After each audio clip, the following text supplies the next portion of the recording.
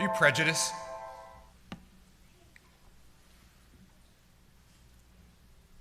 Our gospel passage is quite unique this morning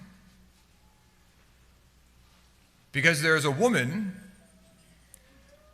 who is enforcing prejudice. There's a woman who actually wants a man to be prejudiced.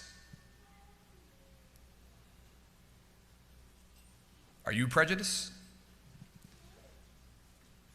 To be prejudiced is to have a preconceived, usually unfavorable evaluation or classification of another person based on their sex, their belief, their race, their age, their religion, their language, or their ability. A preconceived, usually unfavorable evaluation or classification of another person based on their sex, belief, race, age, religion, language, and ability. What's interesting about our gospel passage today is that there is a woman who actually is enforcing the prejudice that is against her. So why is this woman at the well at 12 o'clock noon? Women don't go to the well at 12 o'clock noon. They go to the well early in the morning at the cool part of the day. It is hot in the desert. And she is choosing to draw water from the well at the hottest point of the day so she does not have to encounter anyone. Why does she not want to encounter anyone? Well, because she's on her 6th husband. She is the talk of the town. She is ashamed. However,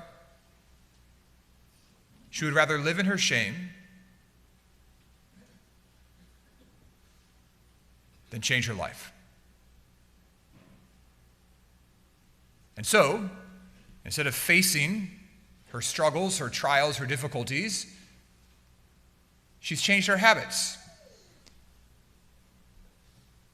So she goes to the well at 12 noon, and no one is supposed to be there. But there is someone at the well at 12 noon, and it's Jesus. And Jesus says to her, "Give me a drink." And what does she say back to Jesus? "How can you, a Jew, ask me, a Samaritan woman, for a drink? For Jews use nothing in common with Samaritans." She imposes the prejudice that Jewish people consider the Samaritans to be unclean people. Associating with them, talking to them, sharing utensils or tools would make you unclean. She tries to enforce a prejudice against herself.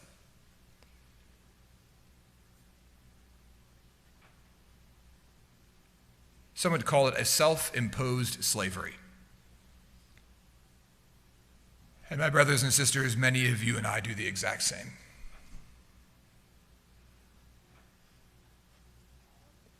Many of us have preconceived and usually unfavorable evaluations or classifications of ourselves based on our sex, our belief, our race, our age, our religion, our language, or our abilities. And we've changed our whole entire lives to accommodate them. How many of us have been told by somebody that we are dumb, that we are stupid, we are fat, that we are slow, that we're too old, or you're too young? And we've listened to them. And thus we've classified ourselves, and we've allowed negative talk, and we've allowed the negativity of others to change us. I may have shared this with you before, but when I was a young child, I had a pretty severe speech impediment. My parents just downsized, and my mom and dad handed me a folder I think like in the 70s, 80s, and 90s, every parent had a folder for each of their children where they would put their report cards and their class photo. I don't know what that looks like today. Maybe it's a folder on your desktop. So I opened up this folder that my mom had given me. I was going through these report cards, and then I found a green piece of paper. It was from the state of Wisconsin and the Board of Education, and it was a evaluation of me and my speech impediment, and assigning me to more speech therapy.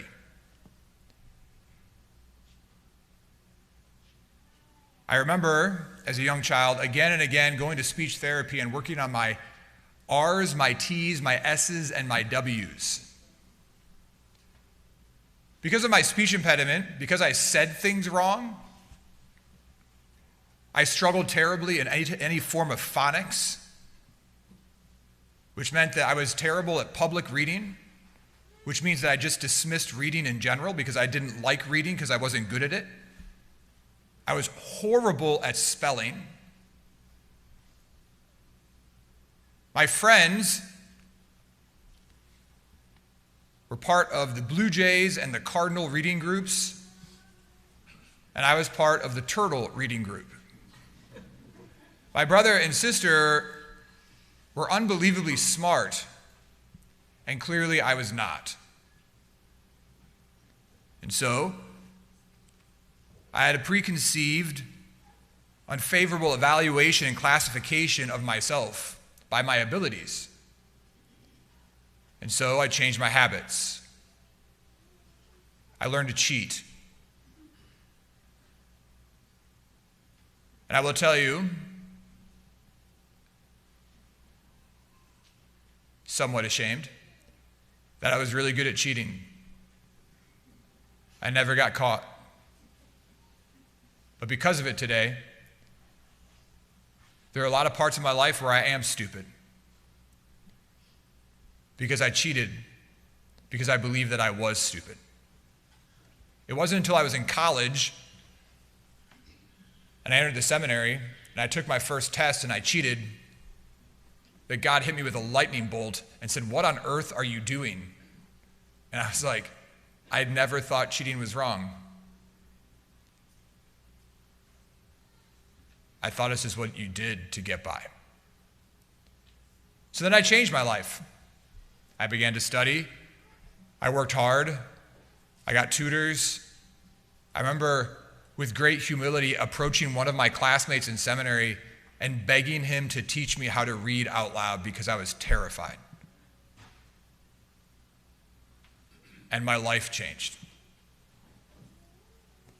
The reality is, my brothers and sisters, many of us live in a self-imposed slavery because someone else has told you that you are dumb, that you are slow, that you are fat, that you are ugly, that you are too old. And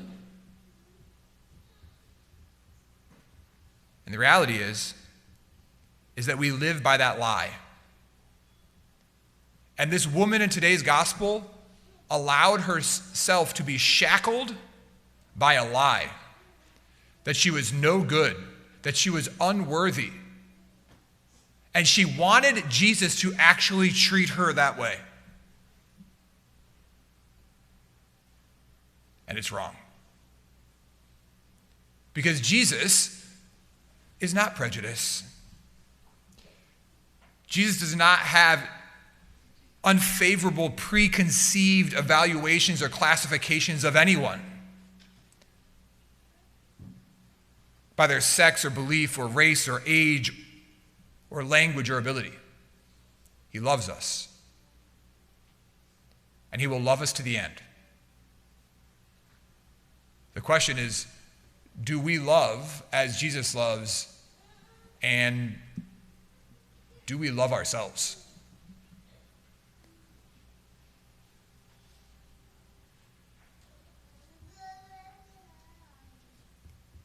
I want to read a letter to you. This may seem odd, but I'm going to read it 4 times. You might be like, "Father, this has gone on long enough." I'm going to read it 4 times. Someone sent me this letter. I'm going to read it as you would normally read it from top to bottom. And then I'm going to read this exact same letter from bottom to top. And I think you'll be amazed. The reality is, my brothers and sisters, that many of us live shackled by lies about us, and we've actually catered our life to this lie. And we have to undo, we have to reverse, and we need to rethink about how we treat ourselves and talk about ourselves and form habits about ourselves. So here's the letter. I am pretty ugly. So don't try to convince me that I'm a very beautiful person, because at the end of the day, I hate myself in every single way. And I'm not going to lie to myself by saying that there's beauty inside of me that matters. So rest assured, and I will remind myself that I am a worthless, terrible person. And nothing you say will make me believe that I still deserve love. Because no matter what, I am not good enough to be loved. And I am in no position to believe that beauty does exist within me. Because whenever I look in the mirror, I always think, am I as ugly as people say?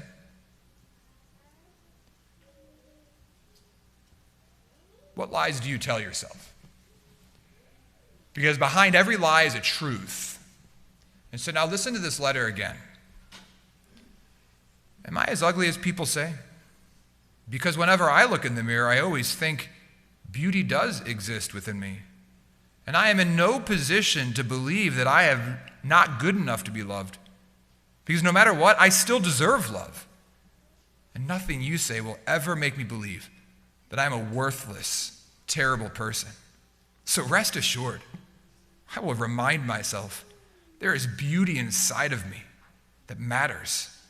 And I'm not going to lie to myself by saying I hate myself in every single way, because at the end of the day, I am a very beautiful person.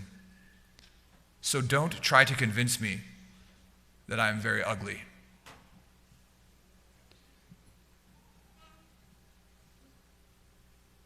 God has created you and I, my brothers and sisters, as his children. We are the church. We are the woman that he wants to encounter, and yet we have to come out of our own preconceived, unfavorable evaluations and classifications of ourselves and others. And so I read again. I am very ugly, so do not try to convince me that I'm a very beautiful person, because at the end of the day, I hate myself in every single way. I'm not going to lie to myself by saying that there's beauty inside of me that matters, so rest assured, I will remind myself that I'm a worthless, terrible person, and nothing you say will make me believe that I still deserve love. Because no matter what, I'm not good enough to be loved. And I'm in no position to believe that beauty does exist within me. Because whenever I look in the mirror, I always think, am I as ugly as people say?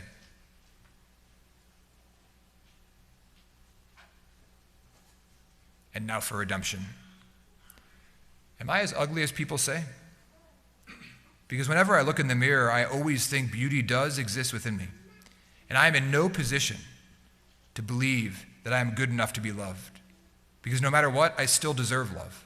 And nothing you say will make me believe that I'm a worthless, terrible person. So rest assured, I will remind myself there is beauty inside of me that matters, and I'm not going to lie to myself saying I hate myself in every single way. Because at the end of the day, I am a very beautiful person. So don't try to convince me that I'm very ugly. Many of us need to have a conversation, and that conversation needs to start first and foremost with ourselves. And I will tell you, my brothers and sisters, that when we come to the conclusion that we are children of God, when we come to the conclusion that we are worth it, we will share with the whole world. that Jesus has the ability to change our lives, that Jesus gives us hope and conviction and strength and dignity beyond all imagining. And when it comes from him, it matters. And when it comes from him, it changes us. We are not defined by our limitations. We are not defined by our dysfunctions. We are defined by the fact that we are children of God.